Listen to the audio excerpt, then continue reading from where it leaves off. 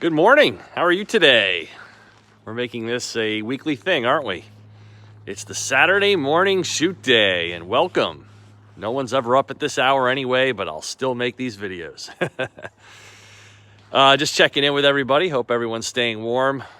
To my friends down south, especially, who are not used to this kind of cold. We, on the other hand, here in upstate New York, this is all we ever get, man.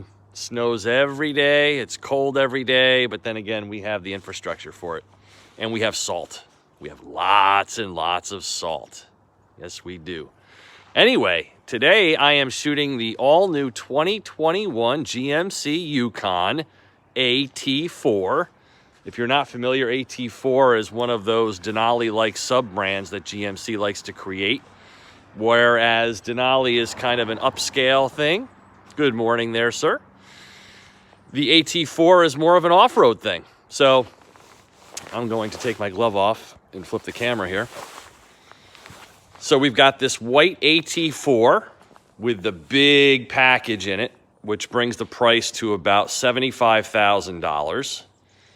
And it has the unique front end so as to provide better off-road angles, skid plates, red recovery hooks, off-road tires, of course the cool AT4 badging, and it's got an electronic limited slip differential. I hate the dealer plates on these vehicles, by the way. That's the way the GM vehicles get delivered here in my area for press purposes, but it's not from a dealer. Don't let it fool you. So, yeah, it's got some off-road tricks. It's got the air suspension, so I can raise it up about 2 inches to clear stuff off-road. And hill descent control. Thank you, sir. Thank you very much. One of my friends checking in from North Carolina.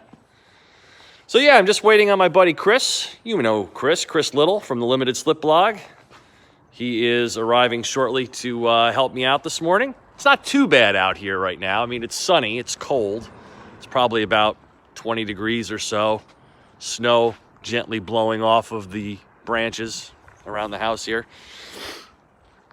We'll live. It's been colder for sure. And then, if you're curious, the other car this week is waiting for a shoot starting tomorrow. And this is the Mazda 3 turbo hatch with all-wheel drive with a new turbocharged engine. I love this color, love this style. And in the brief period of time I've driven it so far, that engine makes a world of difference. A world of difference. But they still have transmission issues with that Skyactiv stuff. It still doesn't feel natural and right, but I'll save more of that for the actual review coming up probably later next week. So do you like snow? We got lots of snow.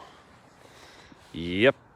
And see all this snow right here? I shoveled that by hand. Why? Because I don't have a snowblower for some asinine reason.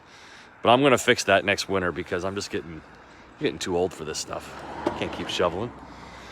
So any questions about the 2021 GMC Yukon AT4? Yes, Terry Fultz says Mazda needs more than a 6-speed auto. It's not only that, Terry, it's that they need... The Skyactiv stuff gets a little tricky. So they've got these things baked into their programming that try to smooth out the ride, but I find that it does the exact opposite. That car with a manual transmission would be awesome. But I've complained about it in my previous 2 Mazda 3 drives, and unfortunately, I don't think much has changed there. But I'll give it more of a shot. I have not driven that much. I've spent most of my time in the AT4 so far, and it's been really great. It's got a smooth ride with the air suspension, the magnetic ride control shocks, and it's got the rear entertainment system and, you know, the whole deal. This is the real deal. Yes, the third row legroom really has improved because I've driven both now, the Tahoe, the Suburban, the Escalade, the Yukon. Can I show behind? Yes, I can, sir. Somebody just requested this. They want to see behind the third row. Oh, jeez. There it goes. Well, you know what you're going to see here, unfortunately? I don't have the seats up right now. But you can kind of get the gist of it here. Move some of the camera gear away. Obviously, this is not the Yukon XL, by the way. So if you had the XL, I think it gives you like an extra 2 feet of room or some crazy thing like that. But is the push button shifter hard to get used to? No, because I've driven so many vehicles that have had it. You know, I mean, even the Hondas, the Acuras, it's no big deal. I mean, the one complaint I have about all of these new GM SUVs minus the Escalade is that the interiors are really kind of lackluster. They have too much old GM truck in them, and it doesn't support the MSRP they're asking, which is, you know, like $75,000 for this. No. The interior's got to be nicer for $75,000. I'm sorry. I can't take some of the old school stuff in here. It just does not reflect that price. That's my problem with that. But the vehicle inside itself is comfortable and it's quiet. And if I could get in, I'd show it. But do you see what I'm saying? I mean, this looks like this could be, what, 2007 GMC Sierra 1500 if you just blocked out that middle screen. The third row, I'd say the third row is definitely bigger than the Explorer and the Telluride. Now, I'm saying that off the cuff here. I don't have stats to back that up. Just off the top of my head here, I would say that the space behind the upright third row seats in the Yukon provide more room than those two vehicles. Yes, that's my guess. And as you can see here, we've got, just some of that old school GM button stuff that just doesn't look like it belongs in a vehicle of this price.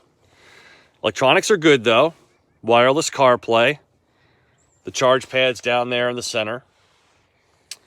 And yeah, it's got, all the bells and whistles, the heads-up display, the heated seats, the heated rear seats, that center console that slides back and forth about a couple of feet from front to rear.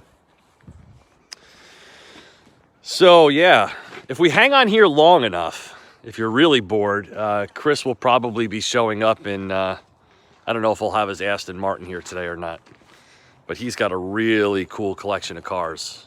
His FJ Cruiser, his Vantage V12, and other stuff. I tell you, the young kids these days, I don't know where they get their money. It's not for me. Anyway. All right, I've probably bored you to death here for the past 8 minutes. I apologize. But anyway, so yeah, we're going to shoot this morning, and I would say this video will probably be up by Wednesday or Thursday. What's up, Ken? How are you? Yeah, it's not too bad here this morning. I mean, as long as the wind doesn't blow in these conditions, you can live. It's when the wind gets involved that it makes it really unbearable. Though I do have my insulated LL Bean jeans on this morning. And boots. So, yes, indeed. You want to? Well, thank you, sir. Yeah, I live in this area I live in here in Albany is rather quiet, even though it's very centrally located to main roads. So we found this nice little neighborhood about 16, 17 years ago. And now